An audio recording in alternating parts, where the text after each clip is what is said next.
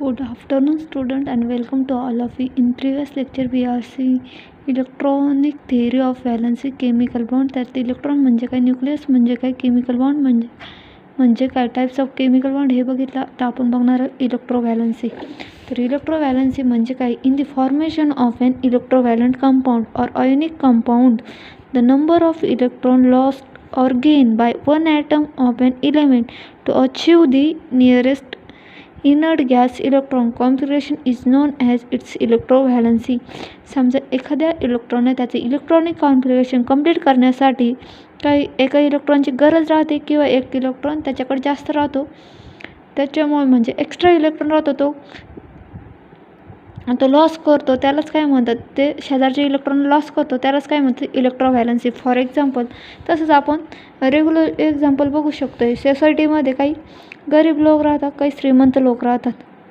सोसायटीमध्ये काही rich person राहतात, काही पुअर पर्सन राहतात. आता रिच पर्सनकडे काय राहतो, जास्त पैसे राहतात,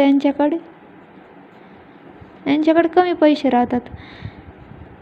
त्यांच्याकडे पैसे जास्त असल्यामुळे ते काय करतात, पैसे डोनेट करतात डोनर.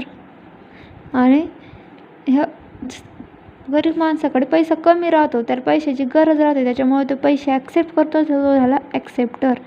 तसंच इलेक्ट्रॉनमध्ये बी इलेक्ट्रॉन डोनेट करतात, ॲक्सेप्ट करतात, त्याच्यामुळे जे तो केमिकल बॉन्ड फॉर्मेशन करण्यासाठी तो इलेक्ट्रॉन डोनेट करतो किंवा ॲक्सेप्ट करतो त्यालाच काय म्हणतात, इलेक्ट्रोव्हॅलन्सी. Types of electrovalency. There are two types of electrovalency: positive electrovalency and negative electrovalency.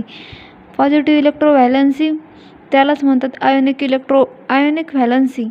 Positive इलेक्ट्रोव्हॅलन्सी मध्ये काय म्हणतात, it is obtain by loss of valency electron from metallic atom of an element to complete its last orbit. Metallic atom acquire the positive charge.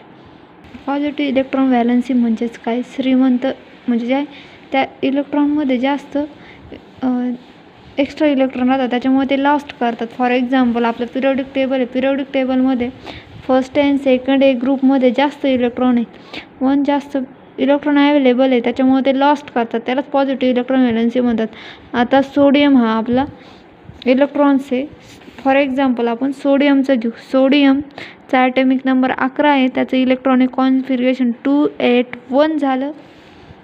सोडियमचं electronic configuration 1 झालं. म्हणून तो काय करतो, sodium त्याच्याकडे एक एक्स्ट्रा इलेक्ट्रॉन राहतो, त्याच्यामुळे तो काय करतो, डोनेट करतो. 1+ इलेक्ट्रॉन हा काय केला, सोडियमने डोनेट केला, तो झाला डोनर. म्हणून सोडियम 281 कॉन्फिगरेशन आणि 1 इलेक्ट्रॉन डोनेट केला, त्याच्यामुळे त्याच्यावर पॉझिटिव्ह चार्ज आला. 28 कॉन्फिगरेशन झालं त्याचं. तसंच सिमिलरली पोटॅशियमचं काय, इलेक्ट्रॉनिक कॉन्फिगरेशन 2881, म्हणून त्याच्यावर बी एक एक्स्ट्रा इलेक्ट्रॉन आहे, त्याच्यामुळे तो काय करतो, एक इलेक्ट्रॉन लॉस करतो आणि त्याची ऑक्टेट कंप्लीट करतो. 280 एक इलेक्ट्रॉन लॉस केला म्हणून त्याची इथे पॉझिटिव्ह चार्ज आला, ते झालं आपलं पॉझिटिव्ह इलेक्ट्रॉन व्हॅलन्सी. समजलं असेल तुम्हाला. निगेटिव्ह इलेक्ट्रोव्हॅलन्सी म्हणजे काय, it is obtain by the gain of valence electron from a non metallic atoms of an element to complete its last orbit. Non metallic atom acquire a negative charge म्हणजे त्याचं last orbit, त्याला octet complete करण्यासाठी त्याला एका इलेक्ट्रॉनची गरज राहते, म्हणून तो काय करतो, एक इलेक्ट्रॉन गेन करतो, स्वतःकडे खेचून घेतो.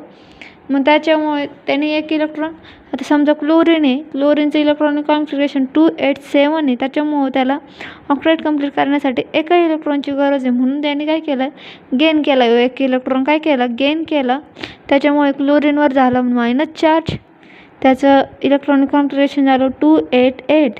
सिमिलरली फ्लोरीनचं बघू आपण.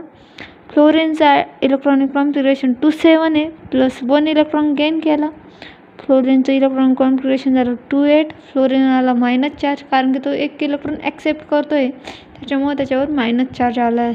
तर निगेटिव्ह इलेक्ट्रोव्हॅलन्सी म्हणजे काय, पॉझिटिव्ह इलेक्ट्रोव्हॅलन्सी आणि निगेटिव्ह इलेक्ट्रोव्हॅलन्सी हे तुम्हाला कळलं.